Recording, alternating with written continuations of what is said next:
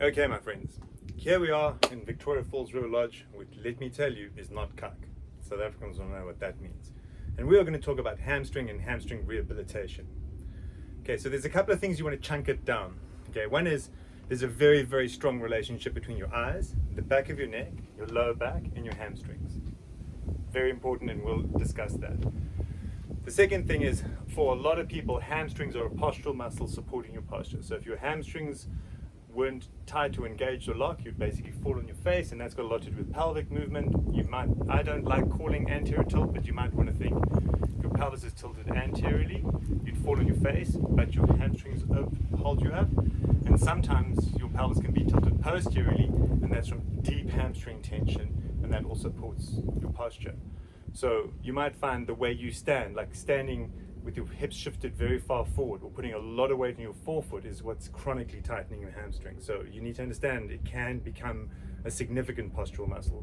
Ideally, you want to just stack bones and have no tension in your hamstrings when you stand. Right. And the other important part is that hamstrings, there's two hamstrings, there's three, but we want to think lateral and medial, and they must be independent of each other. And a lot of people's hamstrings get glued together, so it's one cylinder at the back of your leg. Another concept is that your duct is often co-contract and start to support your hamstring, especially if it's been injured, especially if you've got duck feet or your quads are patterned around, like let's say you're a cyclist. And so your hamstrings and the duct has become linked. So you kind of need to open all of these up. Another very important concept, sorry, tour guides. Another important concept is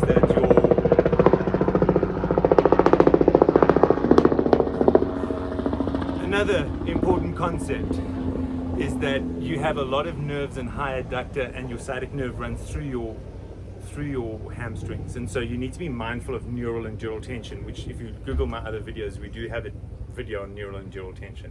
Right, so what can we do to rehabilitate our tension?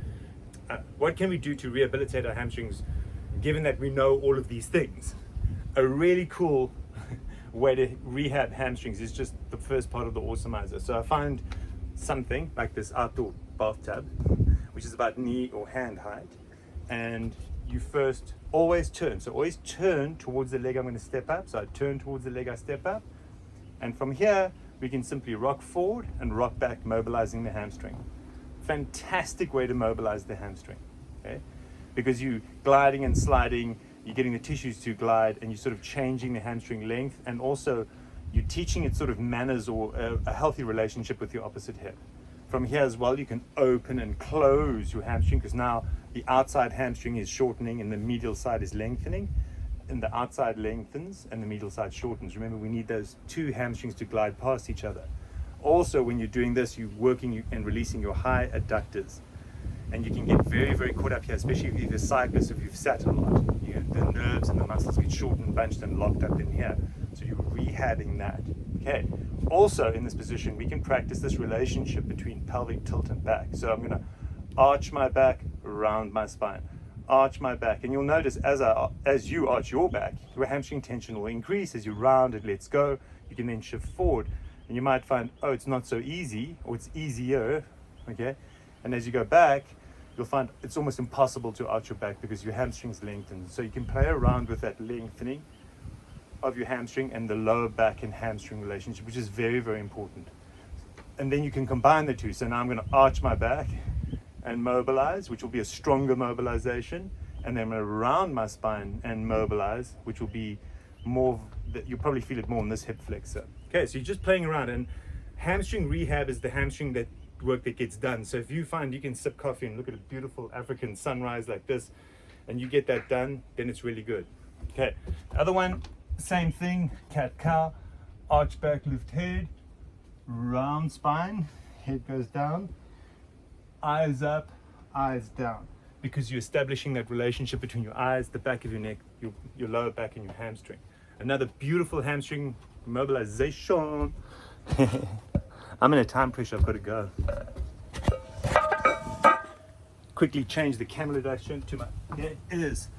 Leg out, same thing, rocking backwards and forwards, backwards and forwards, and then adding an arch and doing the same, and it dramatically changes that relationship of what you're trying to do. So that's adductor hamstring mobilization. in gym, if you're going to do sliders, and sliders are fantastic. So that's when you lie on your back and you put your foot on something that slides, or socks on a slippery floor.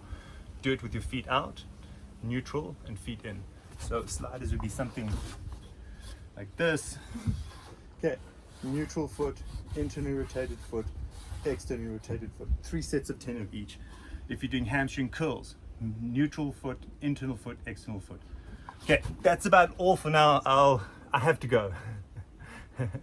I'll post something more on this, and I hope you have a wonderful day. But that will really get you 50% of the way there for hamstrings.